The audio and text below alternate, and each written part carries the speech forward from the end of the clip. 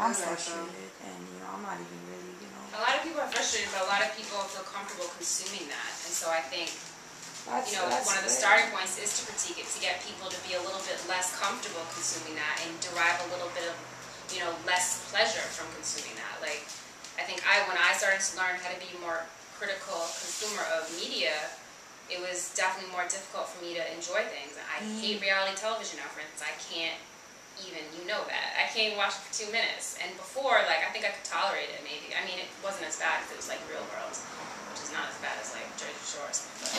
And I know some people, those are their guilty pleasure, that's fine. But I'm just saying. But at least you have the analysis, you know what I mean? You're not sleeping when you watch it. She watches the Basketball Wives or something like that, too. That's her.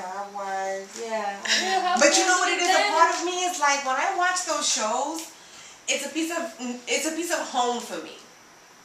Jersey Shore. I went to school with Jersey Shore. The people who are on that show.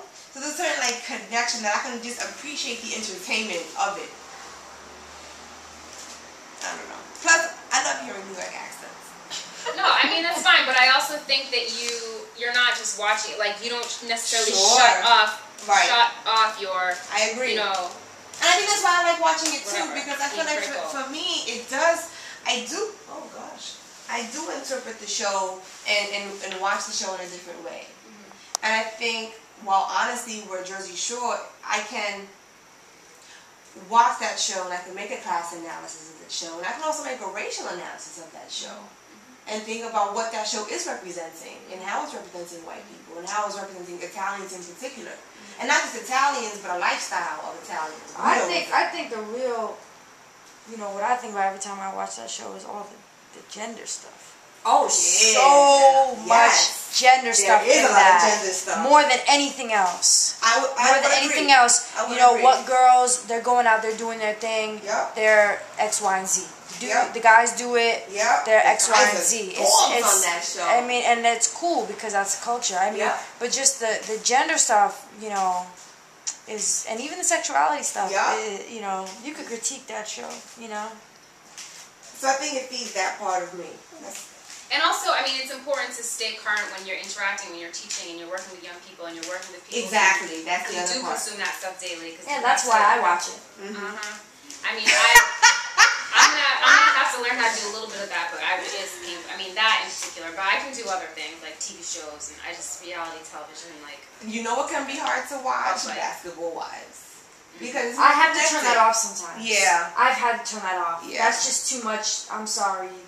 And then freaking Shorty got the nerve to be like, this show is empowering to black women. Who said that? Yeah, I heard. Who said that? On some panel. Shawnee. I'm fucking CNN. You know what the thing is? Shawnee's not stupid. She's not. She's not stupid. She's not. She's not stupid. She knows that the stuff that they're doing is out of whack, but she plays the line. Yeah, she does. She stays in the back. Yeah, she knows what it is. She's not stupid at all. She knows that that's whack, and that's not how, that's not a great way to represent yourself. You know what I mean? She tried to I think her name is Jen? Which one? The one that got Spanish one? No, Evelyn. Evelyn. Castle Hill? She fascinates me and upsets me at the same time. Yes, I agree.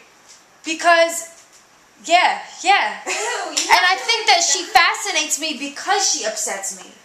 Because on one hand, she's a strong entrepreneur. Yes. And she does her own thing, and she doesn't need anybody. You respect her for that. And she's got a child, and she's very emotional, that she loves very much, and you can very much see that she takes pride in being a good mom, and she really cares about her daughter. She's fierce in that way. Right, and she's so guarded in a lot of ways, and yet she's so willing to scrap.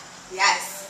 That bothers me. Yeah. Is that I know that she's a good mom, and that she cares about being a good mom, and that she cares about her child, and yet not just her, especially her own child, because that's personal to her, but so many other young kids out there are seeing a grown-ass woman scrap over what she might have said because you said this behind my back, and Tammy too.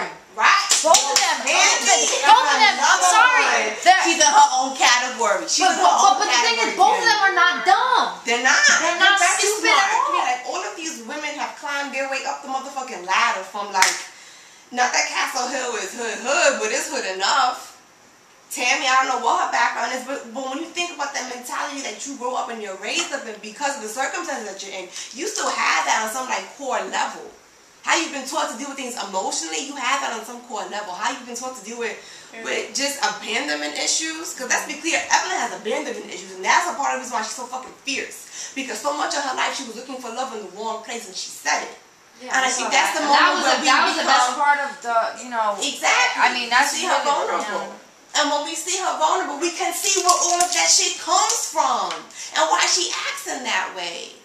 Because she has a fierce hole in her heart that she hasn't quite fixed just yet. And she's had it. She's had that chip on her shoulder for a long time. Yeah. And it's a part of the rough lifestyle that I'm sure she led. Because let's be clear, the women who date those men are very abusive. Because of the power that they have. And I already seen her and Chad get at it a few times. And I could see how he would talk to her nasty behind closed cameras and she wouldn't say nothing of it because she probably talking nasty to him.